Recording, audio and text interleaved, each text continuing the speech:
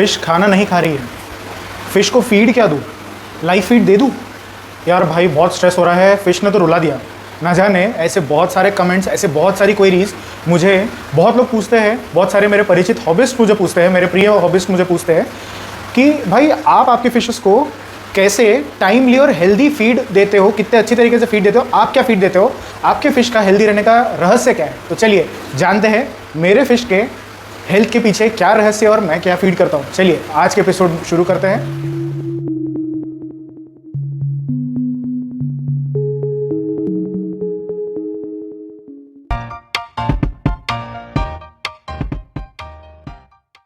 तो आप लोग अभी देख रहे होंगे मेरे बैकग्राउंड में कि सारी की सारी जितनी भी फिशेस है ना, ये सारे ऊपर सरफेस में तैर रही है।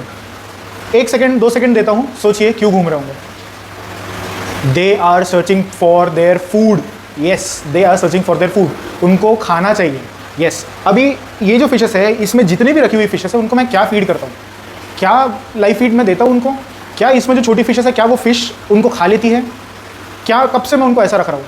तो ये वीडियो में आप लोग जानेंगे कि मैं अपने फिशेस को जब से मैं मॉन्स्टर फिश रख रहा हूँ, एंड स्पेसिफिकली मैं बोलूँगा जब से मैंने मेरा जो फर्स्ट मॉन्स्टर फिश था that was my silver arowana, उसको मैंने पालना स्टार्ट किया, तो तब से लेकर आज तक ऐसी कौन सी चीज़ें हैं जो मैं उनको फॉलो कर रहा हूँ जो कि बहुत सक्सेसफुली चल रही है।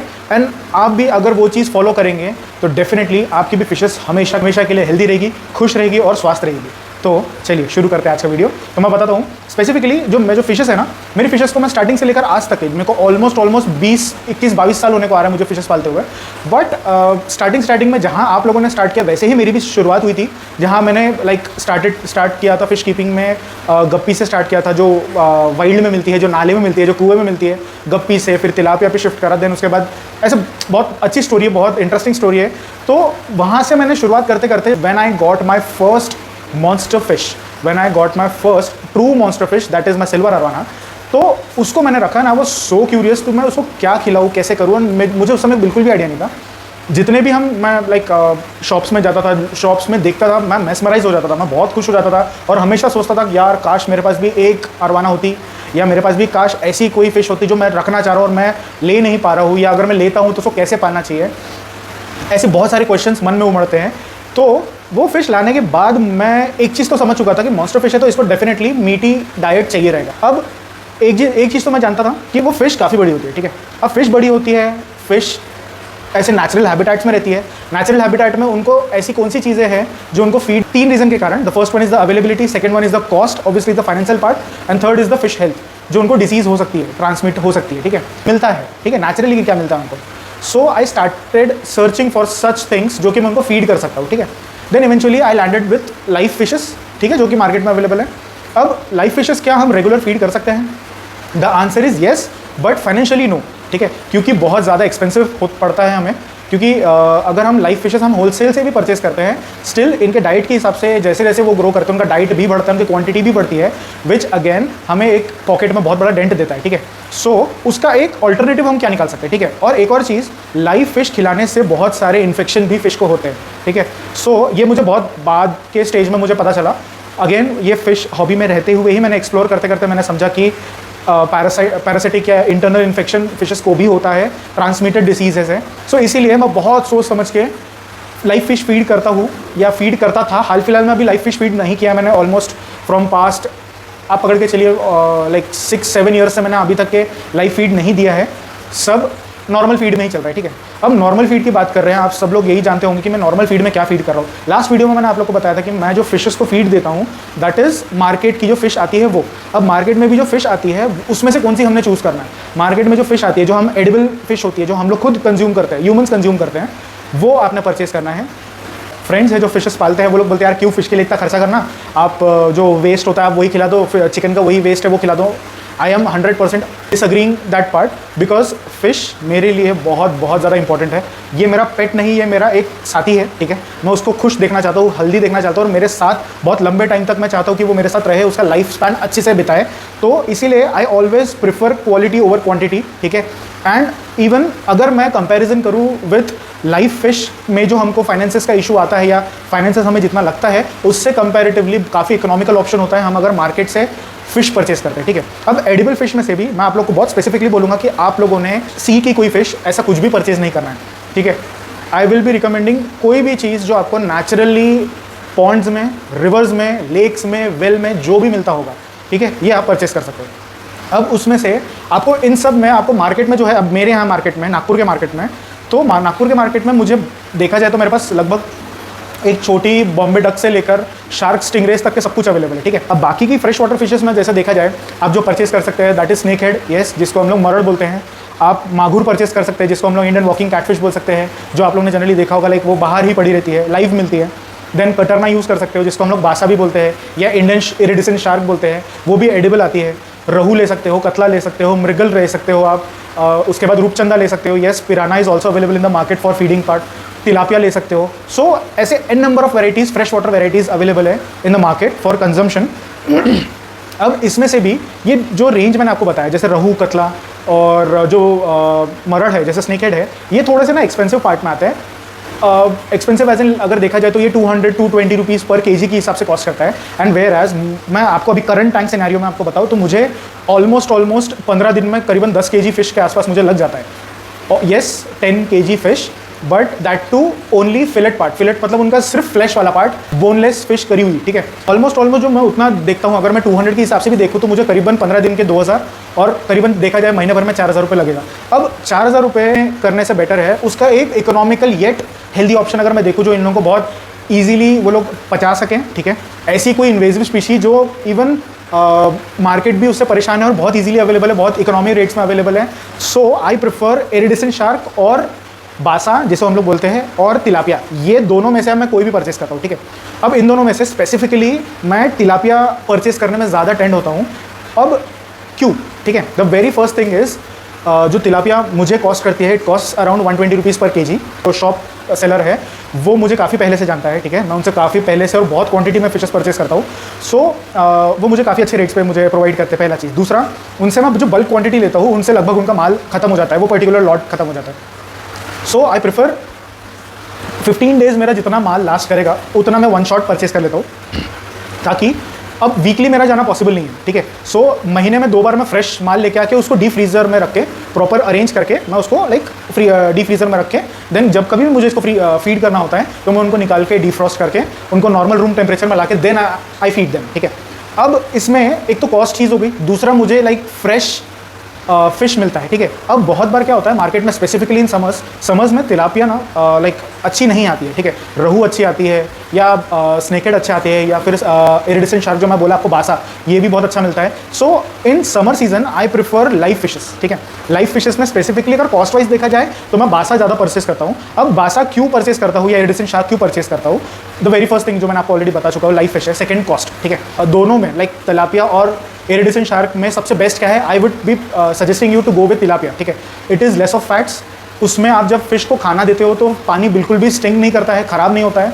अब एंड वो फिश ऑयल भी सिक्रीट नहीं करती। वेयर एज अगर बाकी की फिशेस अगर खिला रहे हो, इवन अगर आप मागुर खिला रहे हो, मागुर तो मैं बिल्कुल भी सजेस्ट नहीं करूँगा, कार्सेनिक वैल्यू होता है उसमें। तो अगर हम भी नहीं खा रहे हैं, इंडिया ने बैन करा हुआ है, तो हम अपने बिल ऑफ पेट्स को क्यों खिलाएं, ठीक है। बट स्टिल अगर कोई खिलाना चाह रहे हैं तो अगेन वो बहुत ज़्यादा ऑयल सिक्रीट करती है कैटफिश। कोई भी catfish, fresh water catfish variety oil बहुत ज़्यादा सिक्रीट करती है, ठीक है। सो मैं वो प्रीफर नहीं करता हूँ। बट समर में मेरे पास कोई और ऑप्शन नहीं बचता है इकोनॉमिकल येट लाइव एंड ताज़ा माल के लिए, तो मैं वो परचेस करना प्रेफर करता हूँ। बट उस ड्यूरेशन में मुझे बहुत ज़्यादा फ्रीक्वेंटली वाटर चेंज करना पड़ता है। या क्वेश्चन आ रहा होगा आपके माइंड में कि मैं अपने फिशेस को पैलेट फीड करता हूँ या नहीं। स्टार्टिंग में भी मैंने आप लोग को बताया है, अभी भी बता रहा हूँ, मैं पैलेट फीड नहीं करता, ठीक है। मेरे को याद नहीं है मैंने पैलेट फीड कब किया था। मेरे पास पैलेट्स हाल फिलहाल में रखे हुए हैं। आप लोगों ने देखा होगा कि मेरे एक छोटा क्यूब टैंक में मेरे पास पैलेट रखे हुए हैं। पैलेट वो दूसरे फिशेस के लिए है, जो कि मैं न्यू फिश को ही लाता हूँ। अगर वो पैलेट ट्रेन है तो उनको पैलेट से शिफ्ट करने में मुझे आसानी होती है उनमें, और उनसे ट्रांजिशन भी जो होता है उनका, वो एकदम से पैलेट डाइट से एकदम हैवी कार्निवोर डाइट में आएंगे तो उनका लाइक स्टमक गड़बड़ा ना जाए। उस रीज़न के कारण मैं वो पैलेट्स का थोड़ा सा स्टॉक अपने पास हमेशा रखता हूँ, है कि आपने फिश को फीड कब करना और कैसे करना, ठीक है। तो कब करना ये मैं प्रेफर करूँगा, आप उनको डे टाइम पे आप फीड करो, ठीक है। अब डिपेंड करता है कौन सी फिश आपके पास है। अगर आपके पास में कोई कैटफिश वैरायटी है, आप कोई भी ऐसी फिश रखते हो जो रात को एक्टिव होती है और डे टाइम पे एकदम सुस्त होती है, वो फिशेस को आपने नाइट में ही फीड करना है विथ लाइट्स ऑफ, ठीक है। अगर लाइट्स ऑन है तो बाकी फिशेस लाइक खाएगी, इवन नॉक्टर्नल फिश भी खाती है, बट मैंने जहाँ तक देखा है जो बहुत अच्छी तरीके से, बहुत एक्टिवली और बहुत फिरोशियसली अगर आपने देखना है उसके नेचुरल हैबिट्स को देखना, उसके नेचुरल हंटिंग एबिलिटी को देखना, आपने वो लाइट ऑफ करके जनरल रूम लाइट में आपने उनको फीडिंग देना है, बहुत अच्छी तरीके से फिश सेट होता है। आपको फिश को खाते हुए देखना इंपॉर्टेंट है या फिश टैंक का लाइट स्टार्ट करके आपको फिश को कम खाते हुए देखना इंपॉर्टेंट है, ठीक है। मेरे लिए फिश का ज़्यादा और अच्छी तरीके से खाना ज़्यादा इंपॉर्टेंट है, और वो किस तरीके से उसकी हंटिंग एबिलिटी दिखाती है वो मेरे को ज़्यादा फीस्ट है मेरे आइज़ के लिए, ठीक है।